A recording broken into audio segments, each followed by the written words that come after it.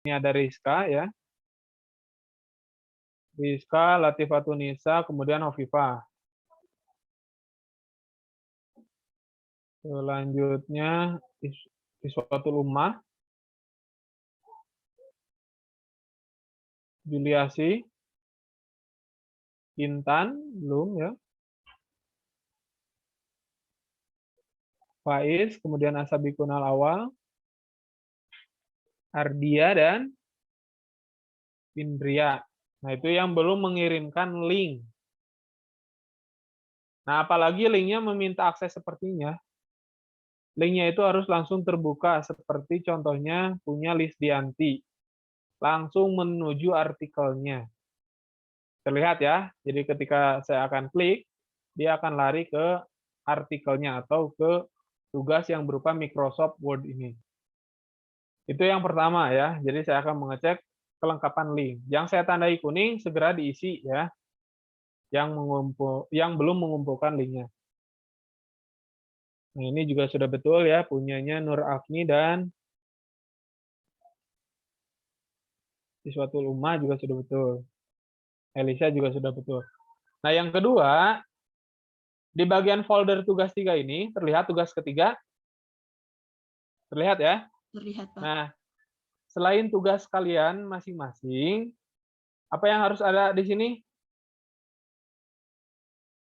Ini kan tugas punya Adinda. Yang harus ada itu satu di sini yaitu template aslinya. Ya. Jadi template aslinya seperti apa, tugas kaliannya mana. Nah, ini Adinda belum ada template-nya. Nanti tinggal ditambahkan saja Adinda. Kemudian saya cek random saja dulu ya. Sambil menunggu ini pengisian linknya selesai.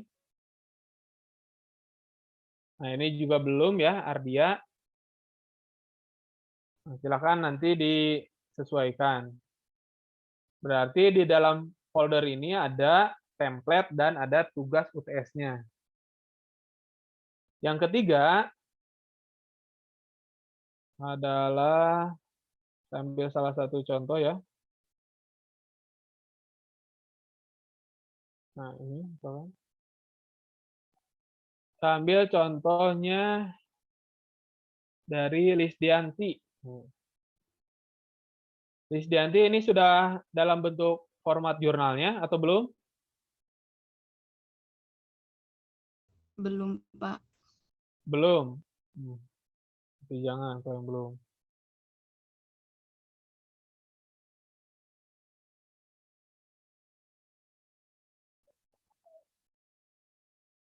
Nah, ini coba ya. Ini punya, coba tadi ini coba. Punya Dinda.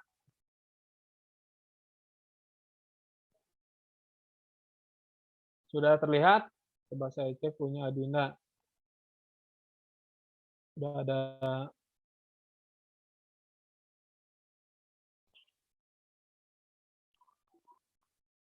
Oh, template-nya yang belum. Oke, terlihat punyanya Adinda? Terlihat, Pak. Terlihat ya. Nah, punya Adinda yang kemarin saya bahas ada nama penulis dari mahasiswa. Oke, satu.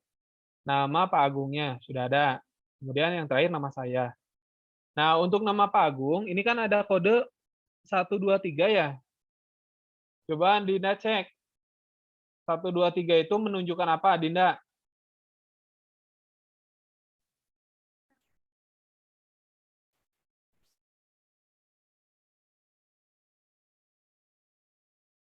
Menunjukkan prodinya atau menunjukkan apa? Di template-nya.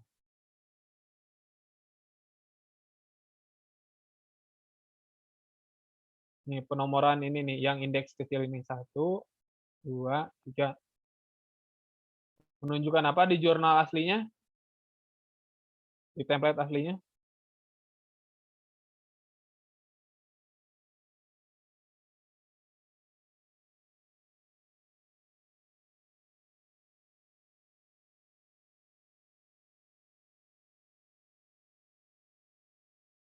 iichat.org. iichat.org.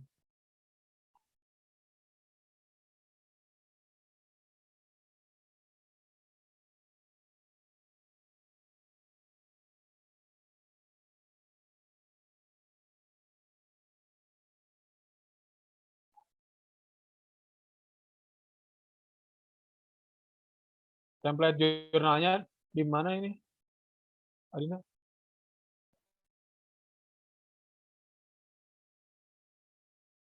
Tadi chatnya apa? Oh, jurnal.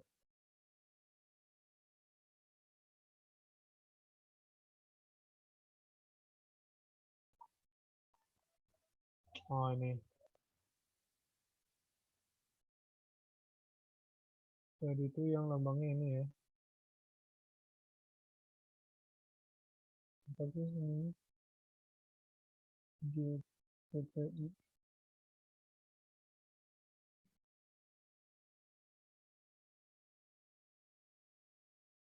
Index.php.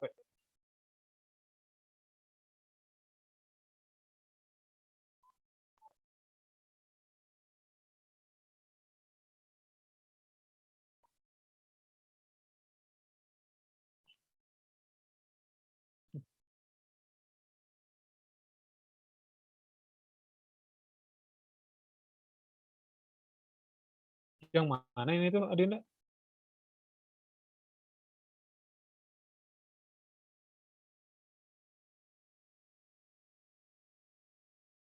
Jurnalnya yang mana, Adina?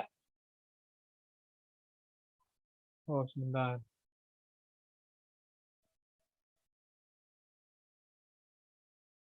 Ini link websitenya yang mana sih? Jurnal Pendidikan Indonesia, Jurnal Edukatio. Jurnal Edukatio.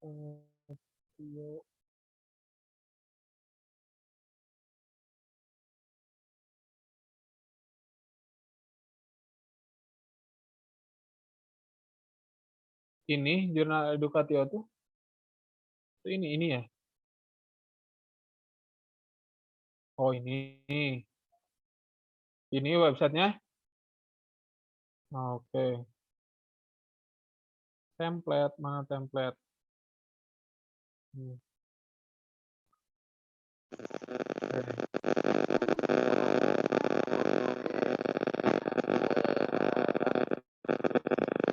Tolong di mute. Nah, terus. Nah, terlihat ya. Kita cek. Author name. Author name 1, author name 2, author name 3. Kalau ada. Kita kan sampai 3 nih. Ingat, penomoran ini menunjukkan affiliation. Affiliation itu program studi. Ya. Nah, berarti di bawah nama ini, karena kita program studinya hanya satu, semuanya berasal dari program studi pendidikan kimia UIN, maka penulisannya ikuti penulisan istiqomah nih. Jadi di bawahnya itu nanti tuliskan satu dengan program studi seperti ini. Nah, contohkan saja di sini. Nanti tolong diedit ya sendiri. Satu misalkan, karena di sini tidak bisa superscript. Mana ya superscript?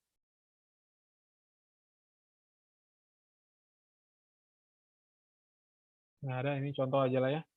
Nah, nanti dijadikan pangkat ini nanti. Program Studi Pendidikan Kimia, Fakultas Ilmu Tarbiyah dan Keguruan, UIN Sunan Kalijaga, Yogyakarta.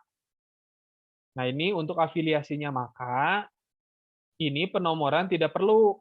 Karena di daerah yang sama atau di program studi yang sama, maka ini cukup semuanya diberi nomor 1. Seperti itu berarti Adinda, Pak Agung, saya itu berasal di home base yang sama yaitu Prodi Pekim. Dengan lengkap seperti ini. Gitu ya. Saya kirimkan dulu, takut lupa. Afiliasi. Afiliasi.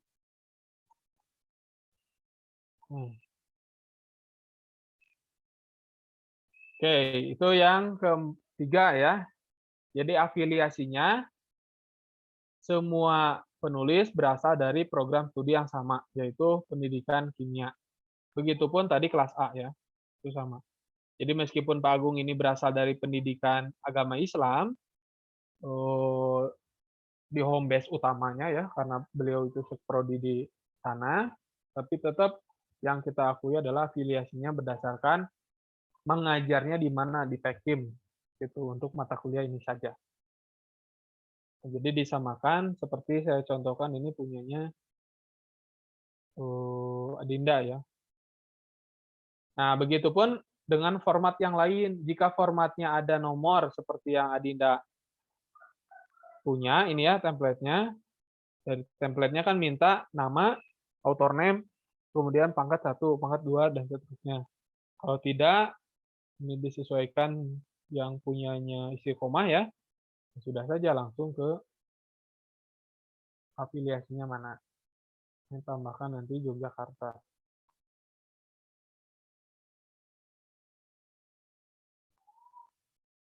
Tapi nantilah disesuaikan dengan yang aslinya ya. Nah, itu ya untuk kelengkapan dokumen UTS-nya. Yang keempat, nah sekarang karena akan berpindah ya dari dosennya saya, kemudian Pak Agung, jika memerlukan surat, kemarin sudah ada beberapa yang menghubungi sekolah dan meminta surat ya, begitupun dengan kelas A. Nah, kita gunakan suratnya dari Pekim. Sudah terlihat websitenya Pekim? Sudah, Pak. Nah, kalian memilih bagian surat ini, bukan auto surat, tapi bagian surat. Klik nih. Nah, setelah itu, mana surat yang akan kalian pilih? Coba, dari surat yang ada ini.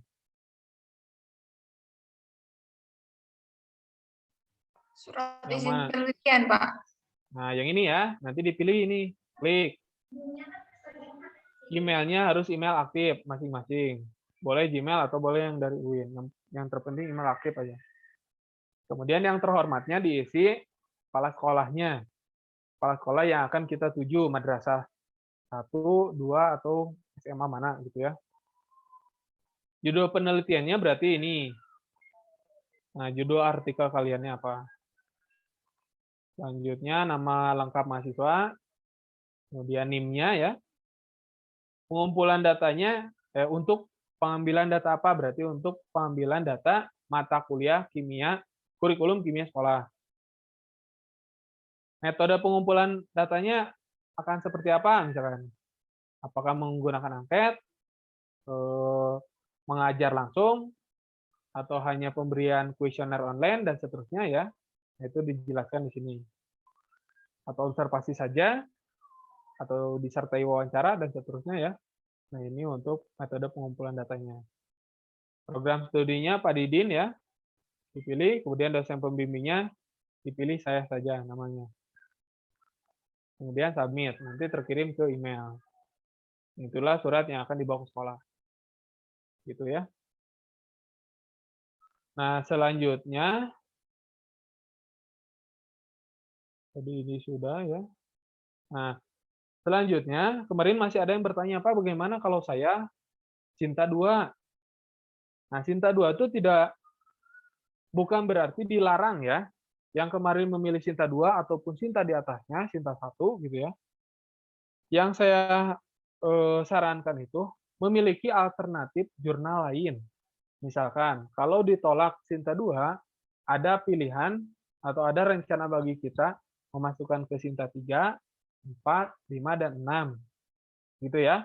Jadi ada apa ya? Ada rencana, ada planning lah. Kalau saya ditolak di Cinta 2, berarti ada Cinta yang lain yang bisa kita gunakan sebagai jurnal rujukan. Nah, dengan cara melihat kira-kira di Sinta 4 atau Sinta 3, 5, dan 6 yang belum orang lain pilih yang mana. Misalkan takut ketolak nih karena gara-gara kebanyakan yang mau memasukkan ke sana. Ya, bisa kita pilih dari sini. Oh, Genotype misalkan sudah banyak misalkan ya. Berarti kita cari yang lain. Atau mau ke sini juga nggak apa-apa. Karena mencoba. Bukan berarti tidak boleh yang Sinta 2, tapi harus punya alternatif. Seperti itu ya. Dan yang selanjutnya, ada yang masih bertanya, Pak, format penulisan UTS-nya seperti apa kemarin? Sekali lagi, format penulisan UTS-nya dari mana kita memperolehnya? Nah, dari template jurnal masing-masing yang kita tuju. Bisa jadi tulisan Salsabila dengan Rizka itu berbeda, karena menggunakan template dari jurnal yang berbeda pula. Kalau Salsabila template penulisannya punya Lentera, atau punya Lensaya, Lentera Science. Kalau Rizka itu punyanya Jurnal Penelitian Pendidikan Kimia atau JPK dan seterusnya. Ya, nah itu penulisannya. Jadi bukan bukan random bebas gitu ya. Yang saya maksudkan itu penulisannya disesuaikan dengan jurnal yang akan kalian tuju.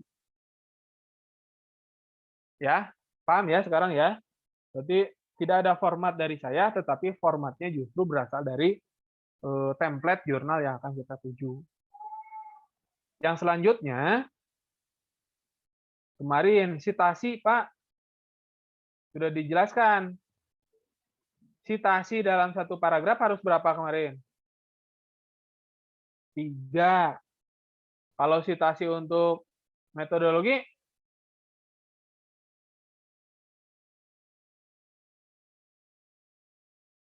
kemarin berapa ya?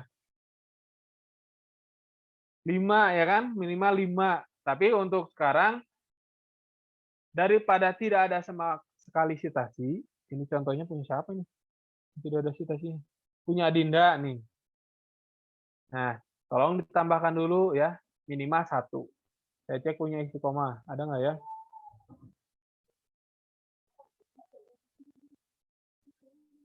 Ini punya isi koma ya? Ada tidak ya isi koma? Ada, Pak. Ada. Berapa sitasinya isi koma di sini?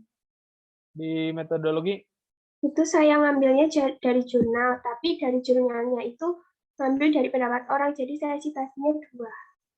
Oke, nah minimal kan penulis utamanya si Rotter ya, yang tahun 2021 ya kan? Iya, Pak.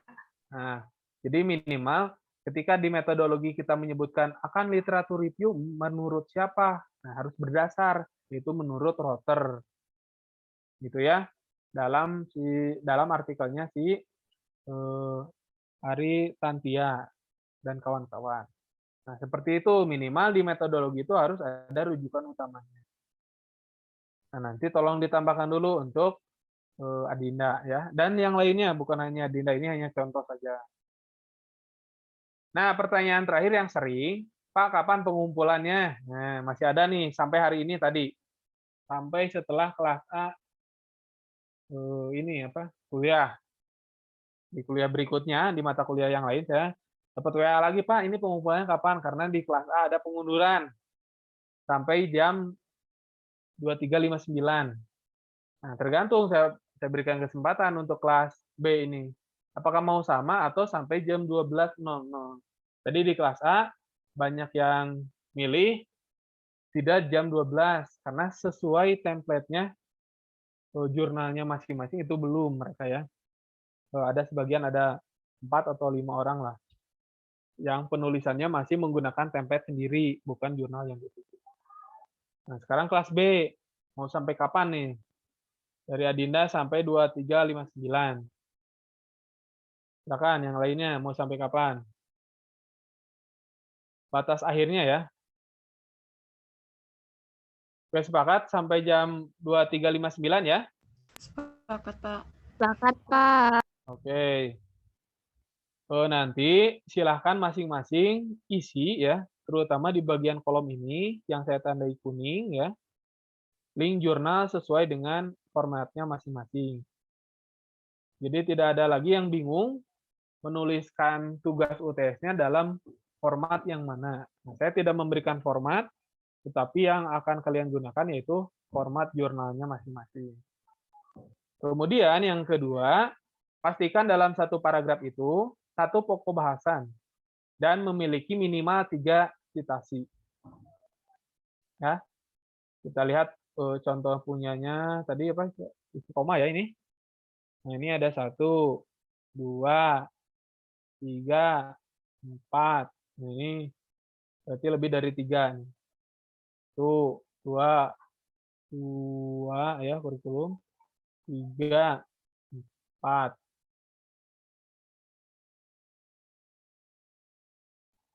Nah, itu ya minimal dalam satu paragraf ada satu pokok bahasan tetapi merujuk pada 3 citasi minimal.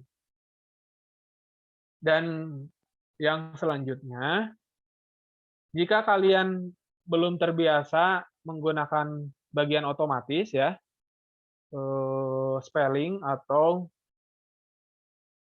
parafrase ataupun kalimat baku di laptopnya masing-masing, setelah mengupload itu bisa kalian cek secara online nanti langsung dalam bentuk Google Doc. Ini klik saja, double klik, muncul, nanti nampak seperti ini. Nah, bagi yang berwarna merah, saya contohkan di sini saja ya, di bagian isi. Nah, ini kan ada yang warna merah, terlihat tidak? Terlihat, Pak.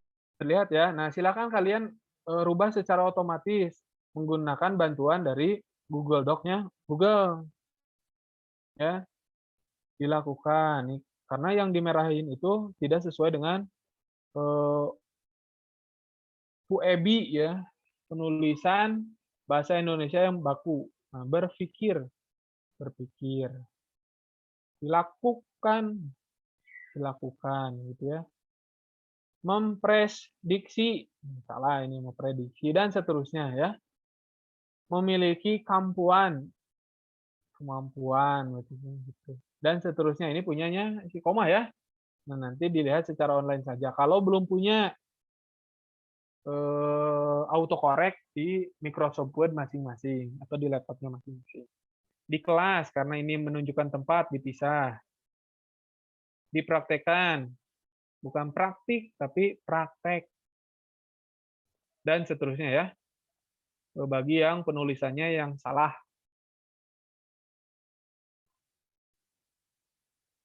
Gitu, begitupun yang lainnya. Ya, bagi yang belum punya, terutama di penulisan, hindarilah tipe-tipe, apalagi di judul. Waduh, bahaya ya. Kalau di judul ada tipe keterlaluan lah. Headline-nya masa tidak diperbaiki lah atau tidak dikoreksi dengan baik. Nah, itu ya terkait dengan pengumpulan tugas. Jadi silakan masih ada waktu untuk pengumpulan tugasnya sampai 2359. Begitu ya. Jadi yang Cinta 2 bukan berarti tidak boleh, tetapi harus punya alternatif jika terjadi penolakan. Nah, untuk minggu depan, penanggung jawab kelas B itu siapa ya? Saya, Pak. Nah, ini ya. Pak Agung udah masuk grup belum? Belum. Belum ya? Belum, Pak. Nah, nanti saja setelah mau memasuki pertemuan 9 berarti ya. Nah, Iya, kita Pak. bereskan dulu UTS-nya, baru kemudian kalian selesaikan.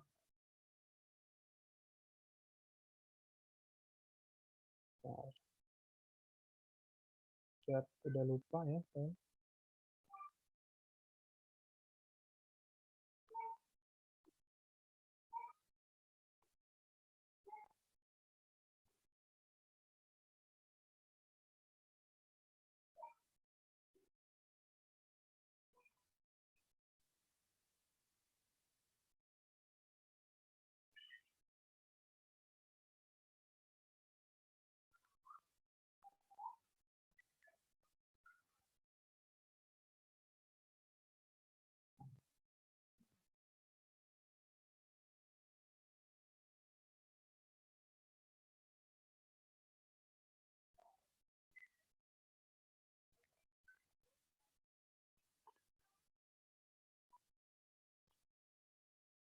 Oke, silakan ada yang ingin ditanyakan dulu terkait dengan UTS.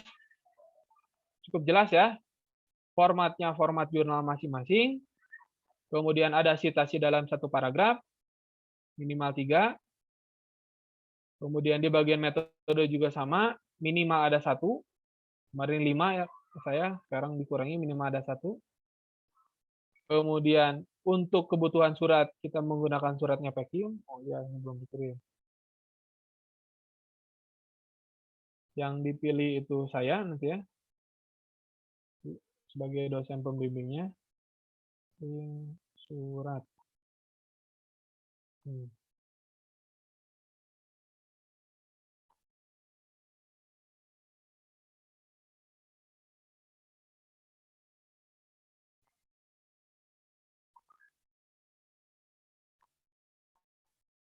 Dan yang selanjutnya, dalam satu folder tadi harus dimasukkan template yang aslinya. Nah, yang terakhir, yaitu adalah tinta 2 tadi ya. Bukan berarti tidak boleh, tetapi harus punya alternatif. Linknya nanti harus menuju link artikel masing-masing. Jadi yang masih menuju folder, tolong diganti dulu. Kemudian jadikan link tersebut adalah dalam bentuk publik. Nah, ini masih dalam bentuk private nih, punyanya Arif. Nanti tolong diganti. Nah, yang masih menuju folder, nah tolong diganti juga ya. Nah, seperti itu. Jangan lupa hari ini pertemuan ke-8, silakan presensi seperti biasa. Ada yang ingin ditanyakan? Silakan.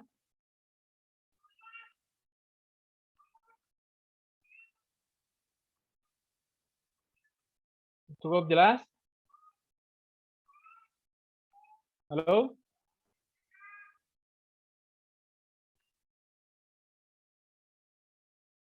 Oke, yang lain gimana? Yang lain? Jelas tidak? Silakan, Indria. Apa yang ditanyakan?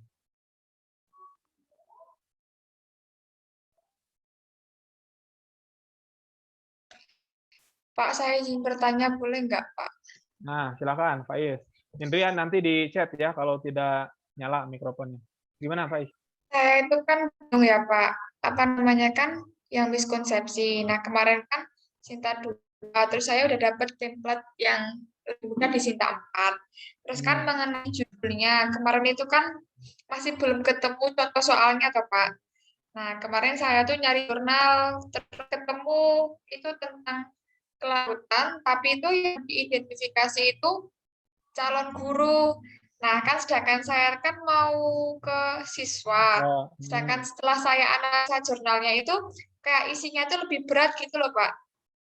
Nah, terus misalkan saya mau ke guru, sedangkan saya, kalau misalkan di suatu sekolah itu kan gurunya cuma 3, nah kayak gitu tuh cukup atau enggak gitu loh, Pak. Oke. Soalnya sudah ada, soal miskonsepsinya. Sudah di jurnalnya itu. Kan persis sama yang di jurnal, toh, Pak? Ya. Nah, sebetulnya itu bisa kita gunakan untuk siswa. Jadi jangan sama-sama guru nantinya. Tapi soal itu kita gunakan untuk menganalisis miskonsepsi siswa. Meskipun soalnya susah, ya tidak apa-apa. Kita gunakan untuk mengukur miskonsepsinya, karena nanti tidak akan berhubungan dengan nilai. Ya, dia hanya ingin melihat apakah miskonsepsi atau tidak untuk siswanya. Justru kalau kita sama-sama mengambil guru, itu penelitiannya tidak ada bedanya dengan yang dilakukan oleh orang lain. Gitu, Faiz, ya. Pak. Berarti kayak jadi nanti bisa ke pembandingan gitu ya nanti ya? Ya, sampel yang kita miliki nanti si siswa ya. Kemudian cara membahasnya juga mungkin ada yang sama dengan yang peneliti itu sudah lakukan gitu ya. Karena sama-sama yang dibahasnya adalah miskonsepsi. Begitu ya.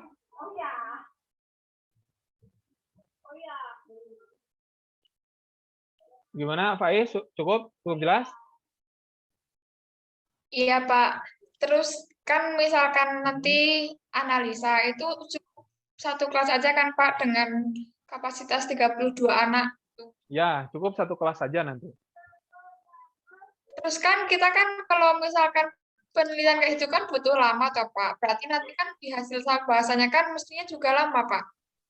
Kalau untuk miskonsepsi hanya satu kali pengambilan datanya, tidak perlu lama. Yang lama itu justru analisisnya ketika penelitian PTK, penelitian tindakan kelas. Nah, itu yang lama.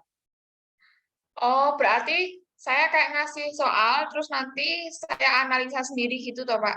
Nah, iya, berarti kan kita ke kelas nih, kelas IPA 2 misalkan ya, satu kelas. Dikasihin soalnya mau online, mau offline, tergantung nanti antara Faiz dengan gurunya menyarankan yang mana. Kalau online ya tinggal kita bikin dalam Google Form.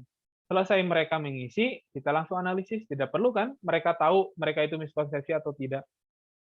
Oh, iya ya Pak. Karena tujuan kita bukan untuk mengurangi miskonsepsi, tetapi hanya mereka itu miskonsepsi atau tidak. Iya, menganalisis. Iya, Nah, iya. menganalisis kan. Kecuali judulnya itu menurunkan tingkat miskonsepsi. Berarti kalau menurun harus terjadi awalnya seperti apa, akhirnya seperti apa. Tapi karena tujuannya menganalisis, dari yang tidak tahu apakah siswa tersebut miskonsepsi, jadi setelah kita teliti, tahu di IPA tersebut ada miskonsepsi pada materi apa, bagian subbab apa. Gitu kan? Iya Pak, iya. Terima kasih Pak. Oke. Cukup ya dari Pak Is, sekarang saya berlanjut ke Indria. Di dalam metodologi terdapat tanggal penelitian itu bagaimana Pak? Metodologi penulisan atau metodologi apa nih? Untuk penelitian, Pak. Ke sekolah-sekolah gitu. Oke. Judul temanya apa kalau Indria tuh? Tema ininya, tema penelitiannya apa? Meneliti tentang apa? Pengembangan media pembelajaran berbasis web Google Site pada materi sifat koligatif larutan kelas 12. Yang ingin diceknya nanti apa dari website itu?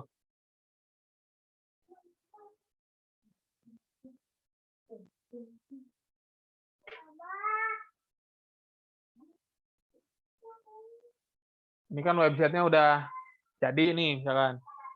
Yang dibutuhkannya itu apanya setelah websitenya jadi?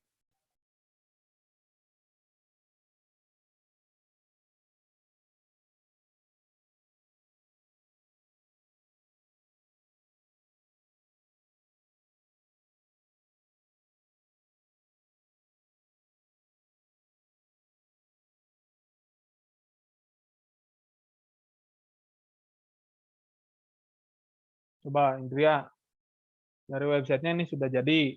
Terus mau digimanain websitenya?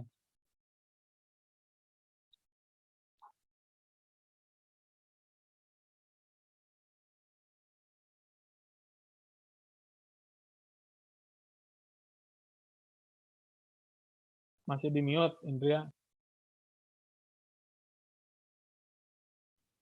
Mau diuji cobakan kepada siswa. Nah, sebetulnya di metodologi itu tidak perlu mencantumkan, tidak perlu juga ya mencantumkan tanggalnya kapan, bulannya kapan. Yang terpenting sudah mengambil data untuk materi sifat koligatif larutan. Meskipun berada di semester 1, sudah terlewat kan, tapi yang kita kembangkan adalah materi sifat koligatif. Nah, nanti setelah itu, ini kan akan diuji nih, apakah membantu atau tidak. Nah, tergantung apa yang akan diujikannya. Tidak masalah meskipun si materinya si materinya itu sudah terlewat. Itu yang pertama. Yang kedua, di metodologi tidak perlu menuliskan tanggal dan bulannya juga, tepatnya pada kapan. Yaitu nanti setelah memang kita benar-benar selesai mengumpulkan data. Jadi meskipun ada di semester 2 ataupun di semester yang sama tapi materinya terlewat, itu tidak jadi masalah. Yang terpenting nanti kita memperoleh feedback dari siswa kelas 12 tapi ya yang sedang belajar koligatif. Bagaimanakah website itu membantu dalam pembelajaran mereka, Apakah ada yang mereka tidak pahami dari website tersebut? Apakah justru websitenya malah membuat mereka bingung atau membantu dan seterusnya ya? Itu tidak masalah. Asalkan subjek penelitiannya tetap di kelas 12. Seperti itu ya, Indri ya. Ya Pak, terima kasih. Oke. Jadi untuk tanggal pastinya boleh dicantumkan di jurnal atau juga boleh tidak. Yang terpenting itu akan dilaksanakan di sekolah yang kita tuju. Untuk sekarang misalkan belum Pak, saya belum nyantumin tanggal, ya nggak apa-apa. Yang terpenting sudah ada sekolah sasaran yang akan dituju. Begitu ya untuk Indria ya. Baik Pak.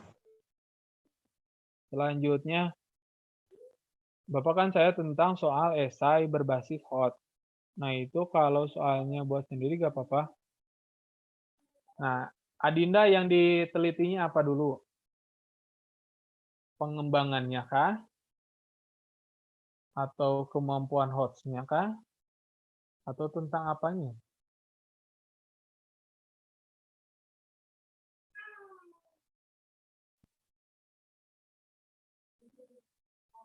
Nah, kalau kemampuan menyelesaikannya saja, intinya kan ini saya ingin tahu kelas 11A misalnya.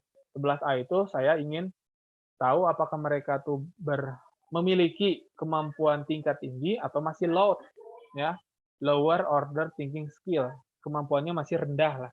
Dengan apa? Dengan mengujikan soal. Berarti itu kita akan menganalisis apakah kelas itu hot atau lot atau biasa saja justru ya. Nah, itu dengan menggunakan soal hot. Nah, pertanyaannya, apakah bisa Pak kita mengembangkan soal hot itu sendiri? Bisa. Dengan penelitian yang berbeda, yaitu penelitian pengembangan soal hot. Berarti tujuannya hanya mengembangkan soal hot, bukan menganalisis hot dari siswanya. Paham tidak? Jadi seperti yang dilakukan oleh Indri barusan. Indri itu akan mengembangkan apanya? Ingin mengembangkan websitenya, bukan ingin menerapkan website dalam pembelajaran. Jadi tugas Indri nanti hanya membuat website yang akan dicek oleh siswa ataupun oleh guru nanti responnya bagaimana website itu dapat digunakan atau tidak di pembelajaran, membantu atau tidak. Tugasnya hanya mengembangkan. Tetapi kalau tugasnya menganalisis apakah website itu bisa membantu dalam pembelajaran, artinya kita menggunakan website dalam pembelajaran. Mengajar dengan website. Berlatih soal dengan website. Soal ulangan dengan website, dan seterusnya. Pokoknya semua kegiatan pembelajarannya dengan menggunakan website. Nah, artinya kita akan menganalisis nih, apakah website ini dapat membantu pembelajaran atau tidak. Nah, beda dengan analisis hot. Kita hanya menganalisis apakah siswa itu hot atau lot. Gitu ya. Dengan soal yang sudah ada. Berarti tugas kita tidak perlu mengembangkan, karena soalnya sudah kita miliki. Yang memiliki kategori hot dari pengembangan orang lain. Kalau kita mengembangkan sendiri, berarti pengembangannya double nanti. Kita membuat sendiri, harus benar-benar soalnya hot. Kita juga akan menganalisis apakah kelas ini hot atau lot. Begitu. Nah, saya tawarkan ke Adinda, apakah yang akan dilakukan nanti? Apakah membuat soal hot atau menganalisis kemampuan hot siswa? Gitu. Oh, menganalisis. Berarti kalau menganalisis, artinya tidak perlu kita mengembangkan sendiri. Gitu ya, Adinda ya. Gimana, Adinda?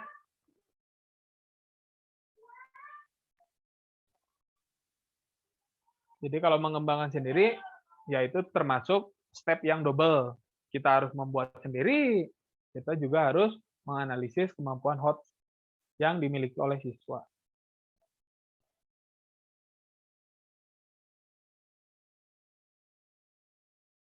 Nah, itu makanya biasanya soal hot itu yang sudah banyak dikembangkan dalam bentuk pilihan ganda.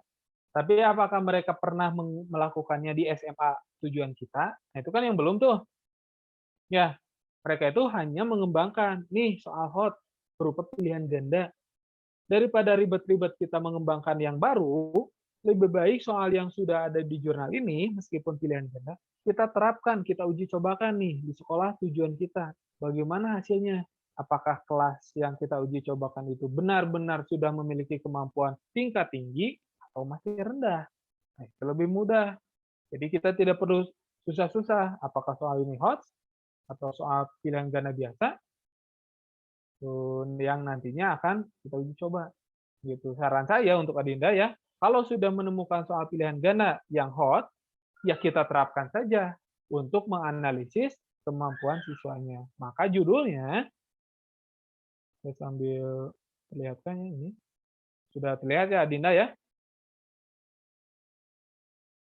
Nah, berarti penerapan soal hot atau penerapan soal pilihan berganda atau multiple choice misalnya berbasis hot pada materi apa untuk menyelidiki pemecahan masalah. Berarti soalnya bukan kita sendiri yang mengembangkan, tapi soalnya dikembangkan oleh orang lain. Gitu Adinda ya. Begitupun dengan media, website, video, modul, dan seterusnya. Apakah kita bisa menerapkan saja? Bisa jawabannya. Apakah bisa mengembangkan? Juga bisa. Tergantung kalian mampunya atau pahamnya yang mana. Maka dari rujukan jurnal yang sudah kalian pelajari itu, cari salah satu jurnal yang kira-kira kita pahami betul dari segi pelaksanaannya. Itu ya, Dinda ya.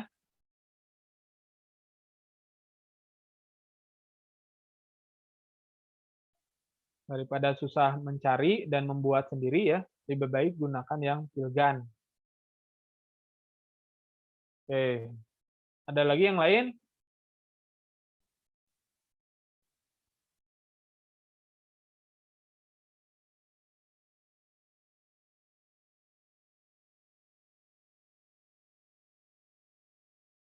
Bapak, saya izin bertanya. Silakan, Nur Afni. Kan penelitian saya itu kan pakainya metode literatur ya, Pak. Nah, itu kan nanti saya meneliti dari sumber-sumber kayak jurnal-jurnal gitu. Nah, itu untuk data penelitiannya itu bagaimana ya, Pak? Kayak di hasil pembahasannya gitu. Oke. Nah, harus ada salah satu jurnal yang metode penelitiannya literatur review. Itu yang pertama. Sudah ada belum? Kalau yang kemarin dikumpulkan itu belum ada, Pak. Tapi kemarin pas saya ganti judul itu udah dapat beberapa yang ada literatur review-nya.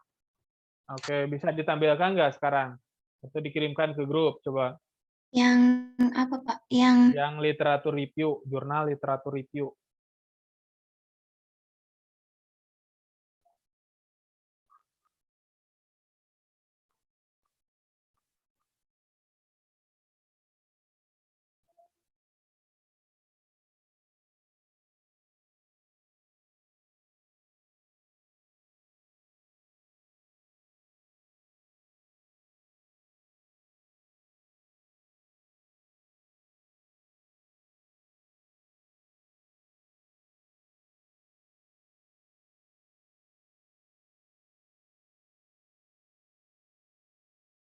Sudah dikirimkan? bentar, Pak, hilang. Oke, sambil menunggu, silakan pertanyaan dari yang lain.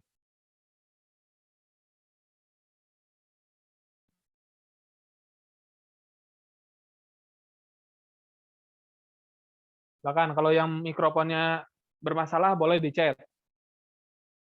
Kalau yang baik sinyalnya ataupun mikrofonnya baik, silakan langsung.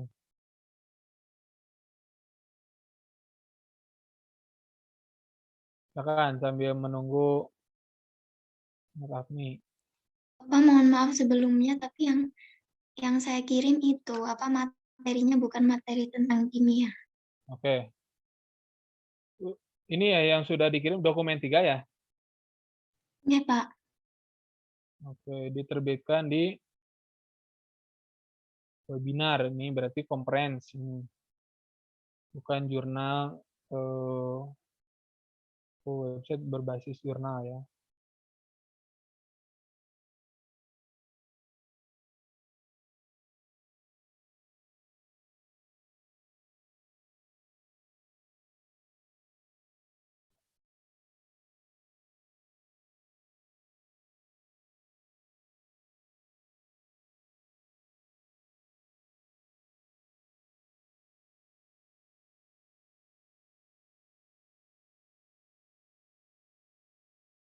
Oke, saya perlihatkan ya.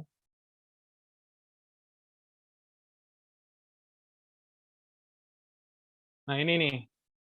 Salah satunya dia menggunakan metode literatur review. Jadi siapapun yang menggunakan literatur review ya, jadi tidak boleh semua orang menggunakan literatur review.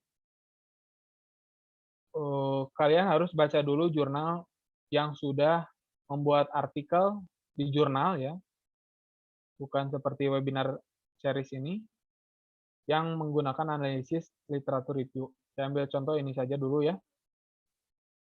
Nah, nanti metodologinya itu menurut siapa? Disebut dengan kajian pustaka biasanya atau literatur review. Nah, dia gunakan ini berdasarkan teorinya Z pada tahun 2008. Jadi literatur review itu mengumpulkan beberapa jurnal, beberapa daftar pustaka, data pustaka ya. Kemudian kita baca, kita analisis seperti menganalisis jurnal tugas 1 dan tugas 2. Jadi apa yang akan kita literatur review-nya itu berasal dari jurnal. Berarti salah satunya atau salah satu contohnya berdasarkan analisis kalian. Berarti saya menggunakan tugas itu untuk kalian belajar studi literatur dari jurnal internasional dan dari jurnal nasional. Apa yang akan kalian analisis? Yang akan kalian analisis adalah misalkan tentang media, berarti semua jurnalnya membahas tentang media di pendidikan kimia. Harus persis sama semua medianya untuk pendidikan kimia. Kemudian, yang akan kalian analisis itu bisa studi perbandingan. Misalkan, media A pertama mereka menggunakan website, maka 10 jurnal atau 12 jurnal dan seterusnya sama-sama menggunakan media website. Materinya pasti ada yang sama, ada yang berbeda. Dicek lagi, apa kekurangannya, apa kelebihannya. Nah, itulah literatur review. Dari jenis yang sama, kita membedah isinya, medianya apakah sama atau beda. Oh, ternyata ada yang medianya itu berupa video, bukan website. Medianya ada yang berupa PowerPoint dan seterusnya. Tapi itu media tersebut hanya untuk pembelajaran kimia. Dicek lagi, apalagi yang samanya nih. Oh, sama nih materinya ternyata. Ada yang materinya asam bata, ada yang penyangga, dan seterusnya. Ada yang berbedanya juga. Diklasifikasikan lagi. Selain materi, kira-kira apa? Oh, kemampuan siswanya misalkan. Apa yang mereka teliti dari penggunaan media tersebut. Ada yang ke arah kognitifnya, ternyata ada yang ke arah psikomotoriknya atau ke sikapnya. Nah, itulah yang harus kita jabarkan di literatur review. Yang di literaturnya itu atau data pustakanya itu berupa jurnal. Gitu. Kalau ini dia menggunakan kajian literatur review peneliti, membaca, mempelajari materinya itu listrik statis dan jurnal terkait tentang pengembangan media Google Site. Nah, tujuan dia itu adalah mengkaji katanya dari beberapa jurnal, dari beberapa artikel tentang pengembangan Google Site untuk materi listrik statis. Nah, bagian-bagian pembelajaran yang akan dibuat nanti, nah ini penulisannya tidak bagus ya, ada tabel tapi terpotong.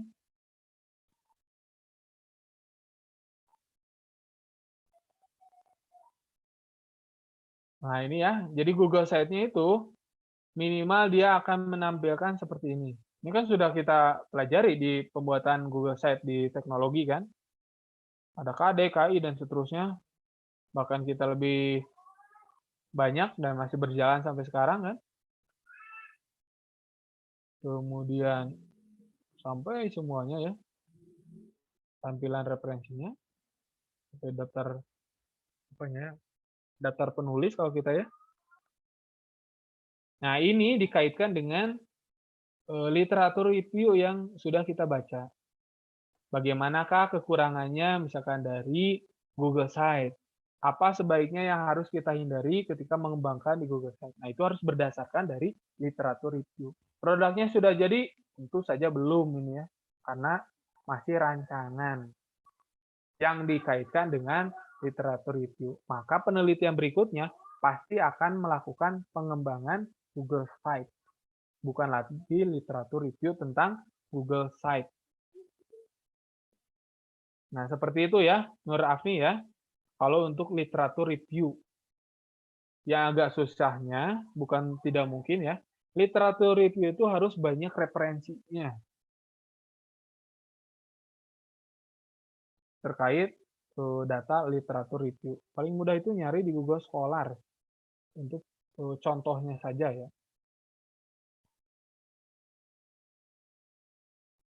Scholar.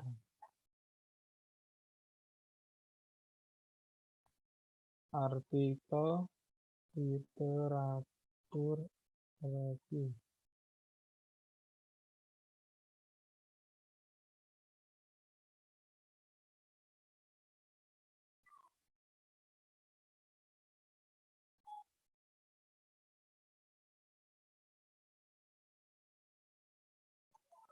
Pendidikan.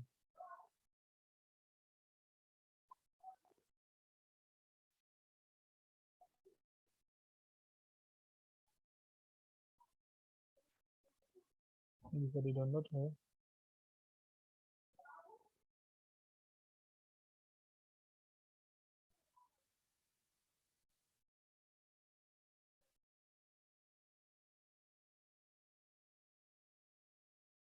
Oh ini.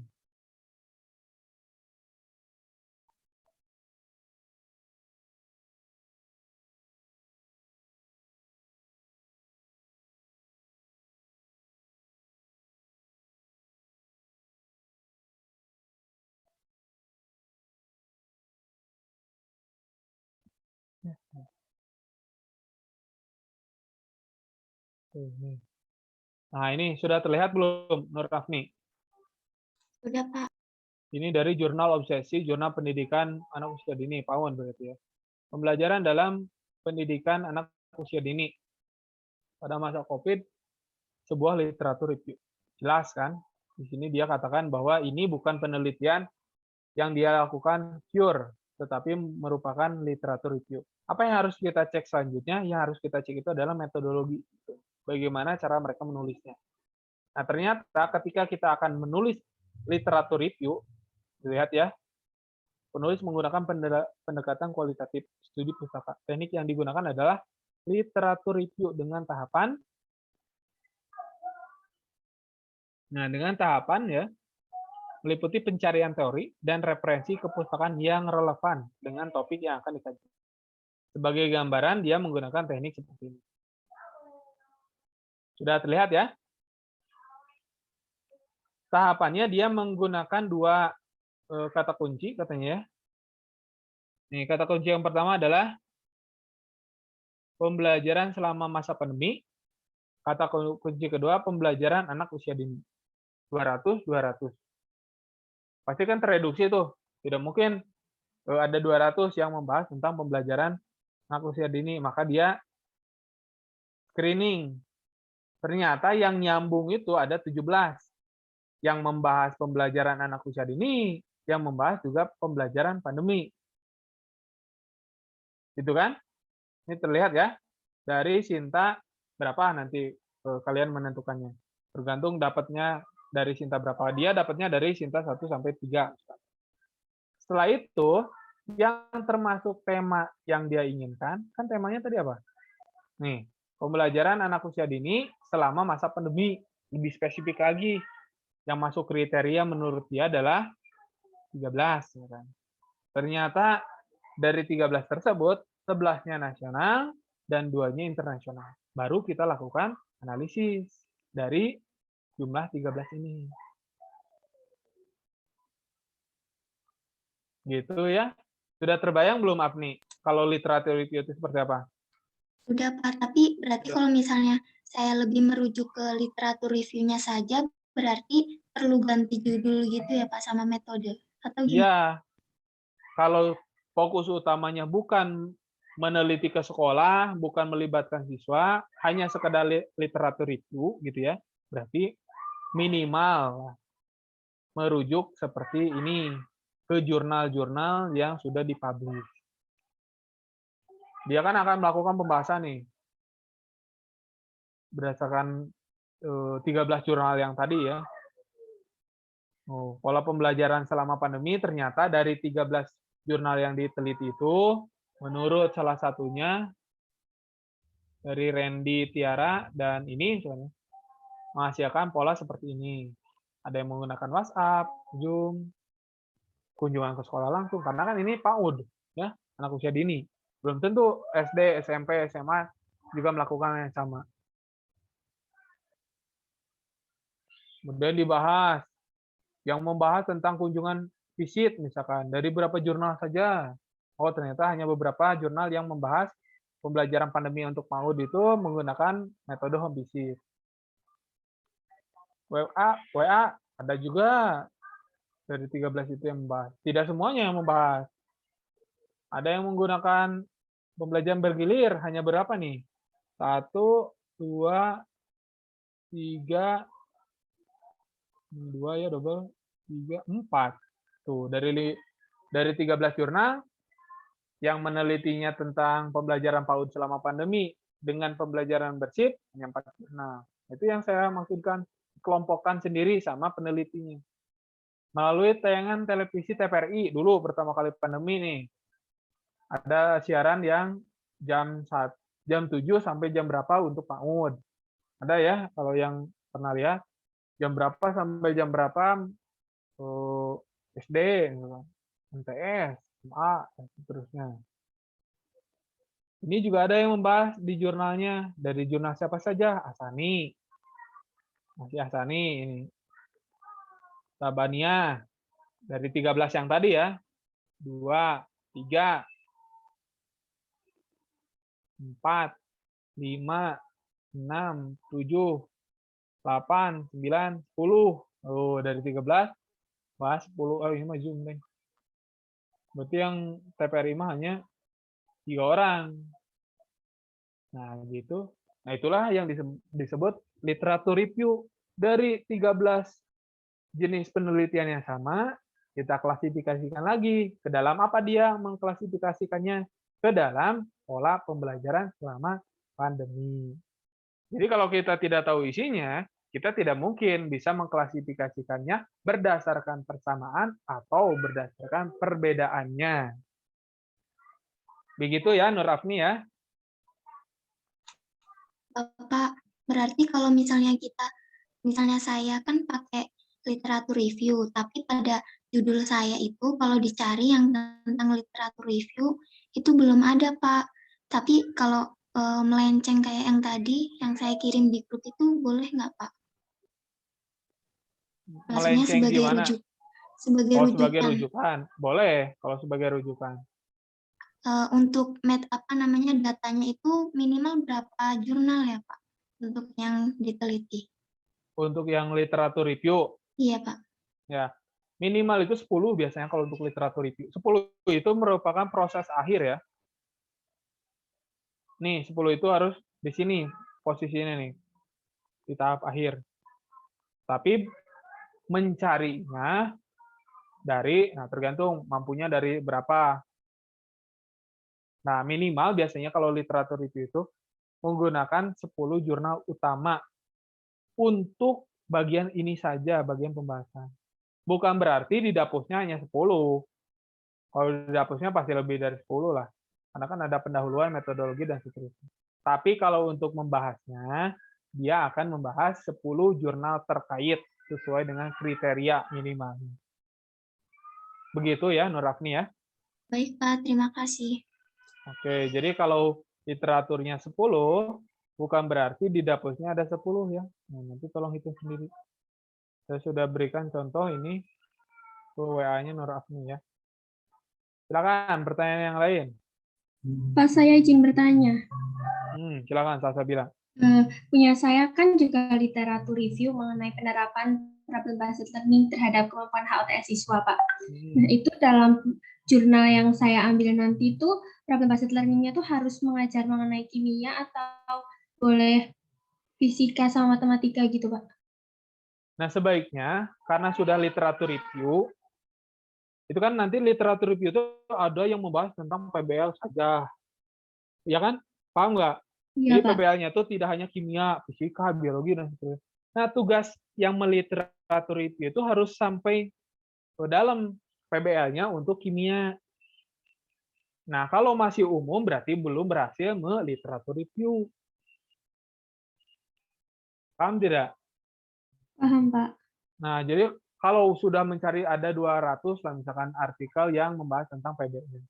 PBL mana yang akan kita gunakan? Nah, sesuai dengan kriteria. Akan meneliti apa kita? Meneliti tentang pendidikan kimia atau kimia di sekolah. Berarti kita akan mengeliminasi jurnal-jurnal lain yang tidak ada hubungannya dengan kimia sebagai tahapan selanjutnya untuk menentukan berapa yang memenuhi kriteria dari tema yang akan kita lakukan. Katakanlah ada 50 yang membahas kimia. Itu kan disortir lagi, mana yang kimianya di SMA, misalkan. Tergantung subjek penelitiannya siapa. Kalau ada yang lebih spesifik lagi, misalkan kimianya untuk kelas 11, boleh kita sortir lagi yang ada kimia kelas 10 dan kimia kelas 12. Nah, seperti itu ya, Salsabila. Jadi Baik, Pak. justru sampai ke bagian yang spesifik. Seperti yang Pak Ud tadi lakukan. Dia melakukan analisisnya dari pembelajaran tingkatan yang lain. Tapi yang dia perlukan justru pembelajarannya hanya untuk Pak Ud. Gitu ya. Karena dia melakukan penelitiannya, temanya tema tingkatan Pak Ud. Berarti kalau kita, berarti tema gedenya itu adalah pembelajaran kimia. Materinya apapun, Pak. Materinya apapun, bebas. Bisa jadi itu yang dikelompokkan. Kan? Seperti itu. Ya. Silakan, ada pertanyaan lagi?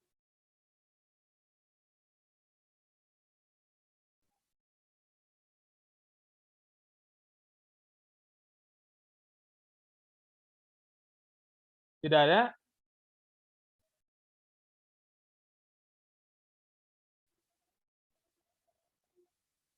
Mau Pak Silakan, Adinda.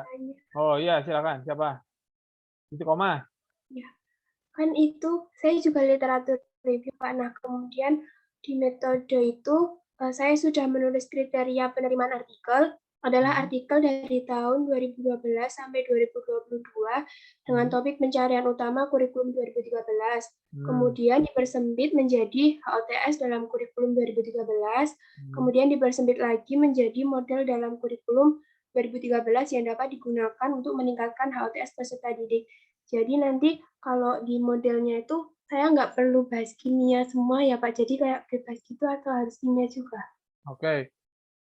Kalau misalkan batasannya sampai HOTS saja, misalkan ya, kemudian tidak ada jenjangnya, nah itu harus sampai jenjang apa SMA misalkan ya, katakan.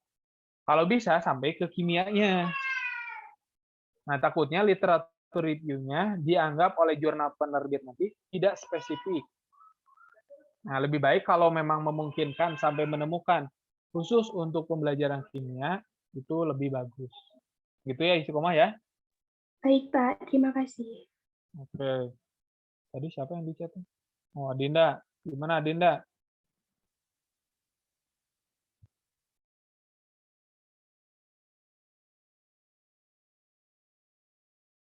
Pak, soal pilihan ganda yang ada di jurnal punya Dinda itu dikit banget. Berapa jumlah soalnya?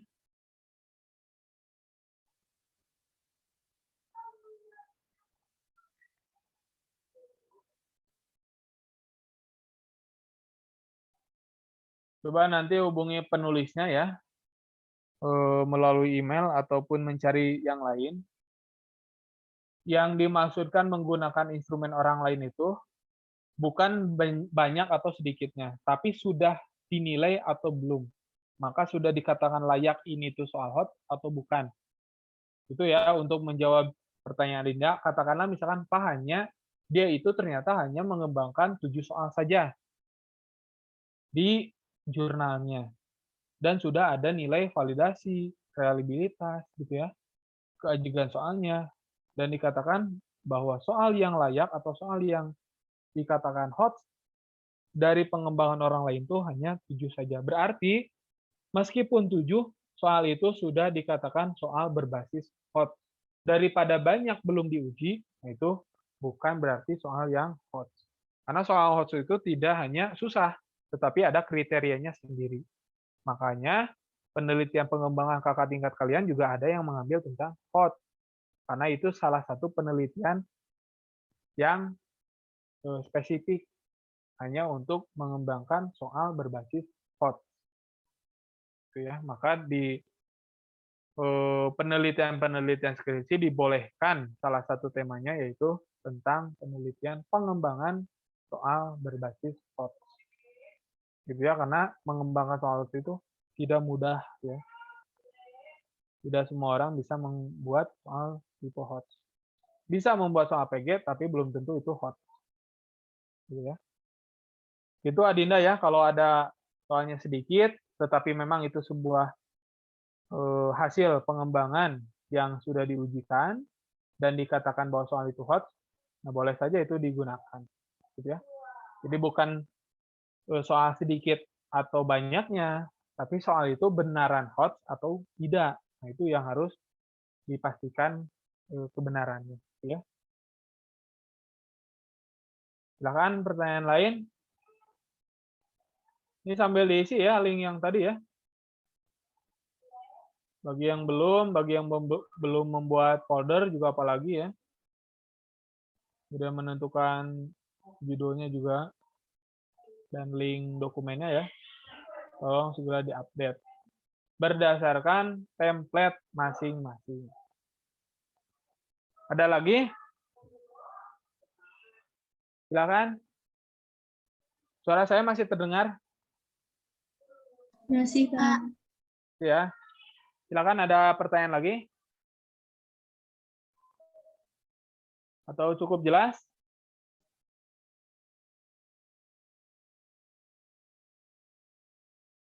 Masih ada, tidak?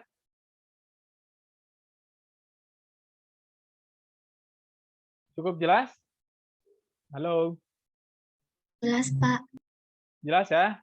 Oke, mudah-mudahan jelas. Silakan bagi yang belum fix atau belum final, tugas UTS-nya mulai dari pendahuluan dan metodologi, kemudian judul, koreksi kembali menggunakan autocorrect penulisannya ya. Kemudian diperhatikan dalam mengambil jenis penelitian nanti apakah mampu atau tidak dikembalikan lagi ke mahasiswa, jangan sampai pusing sendiri ya. Judulnya keren, penelitiannya bagus tapi tidak terlaksana, itu percuma ya. Yang terpenting kita belajar sekarang bagaimana cara menyelesaikan artikel yang mungkin kalian nanti di akhirnya nanti untuk skripsi ya, penelitian itu yang akan dijadikan sebagai tugas utama atau tugas akhirnya. Nah, selanjutnya ya, sebelum saya tutup, nanti saya akan meminta bantuan ke kelas ini ya, kurikulum kelas B. Nanti kalian akan mengisi nih, link survei motivasi dan link soal miskonsepsi untuk larutan penyangga. Dua link ini nanti saya akan kirimkan ya ke grup. Tolong diisi ya. Susah tidak masalah, yang terpenting semua mengisi.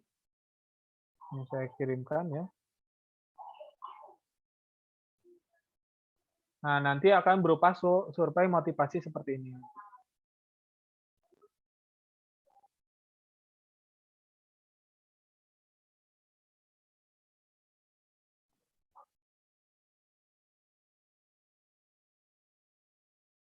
Hari ini ada yang kurang ya. Saya edit dulu.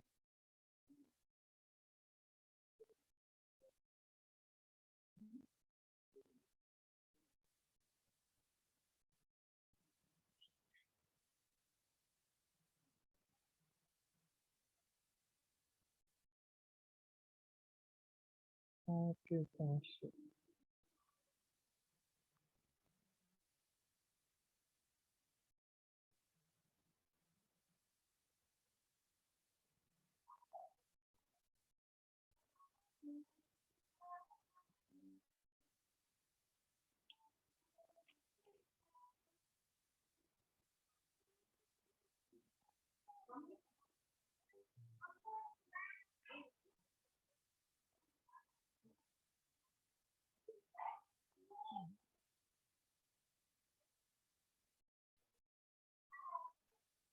Oke, sudah ada 55 orang ya yang isi. Nah, nanti kalian isi ya. Saya perlihatkan yang survei dulu. Nah, semakin mendekati angka yang besar, berarti itu semakin setuju dengan pernyataan ini misalkan. Jadi survei ini tuh untuk motivasi belajar. Kenapa? Misalkan karena hanya dengan gelar sekolah menengah, saya tidak akan menemukan pekerjaan. Nah, setuju atau tidak dengan pendapat ini? Nah, semakin besar angkanya berarti semakin setuju, semakin kecil berarti semakin tidak setuju. Itu untuk motivasi. Nanti kalian isi masing-masing ya, tidak perlu berdiskusi. Begitupun dengan soal miskonsepsi larutan penyangga. Dia akan ada pertanyaan dengan alasannya apa. Kalian pilih ya. Nah, ini tidak mempengaruhi nilai. Ya. Yang terpenting nanti saya akan cek semuanya mengisi atau tidak. Itu sudah saya kirimkan di grup ya. Linknya. Nah, link survei motivasi dan link soal miskonsepsi terkait dengan larutan penyangga. Itu saja ya untuk hari ini. Berarti minggu depan sudah beralih dengan Pak Agung ya. Kemudian diperhatikan dalam penulisan Pak Agung namanya, kemudian afiliasinya adalah ini ya, afiliasinya adalah program studi pendidikan kimia dan seterusnya ya. Kemudian di citasi juga harus ada rujukan dan disesuaikan dengan template penulisannya masing-masing. Spreadsheet ini silakan diisi bagi yang belum, linknya berupa link artikel ya, yang sudah fix kalian submit untuk nilai UTS. Dan nanti akan bertemu lagi ya dengan saya pada mata kuliah literasi. Literasi hari ini dengan siapa? Sudah ada pergantian dosen belum? Sudah Pak, Bu Jamil. Bu Jamil ya. Oke, berarti Pak Agus selesai ya. Dengan Pak Agus kemarin sudah selesai atau masih ada pertemuan?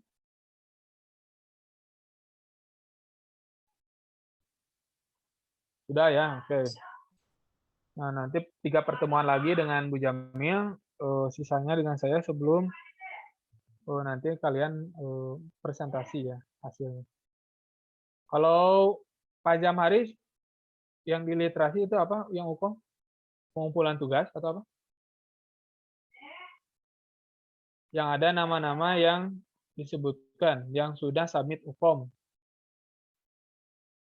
Itu tentang apa? Tugas dari Pak Jamhari? Tentang jurnal, Pak. Ngerjain soal. Oh, yang UKOM itu ngerjain soal, Pak Jamhari? Iya, Pak. Oke. Iya, Pak. Ya, silakan itu yang belum tolong dilengkapi mungkin ya. Nah, nanti saya titip yang soal tadi, yang soal survei, motivasi dan miskonsepsi segera diisi dan UTS-nya saya perpanjang sampai jam 23.59 hari ini. Dari saya sekian ya. Mohon maaf apabila ada kesalahan dalam menyampaikan mata kuliah kurikulum kimia sekolah. Nanti bertemu lagi pada mata kuliah yang lain ya. Dengan saya akhiri untuk pertemuan hari ini. Assalamualaikum warahmatullahi wabarakatuh.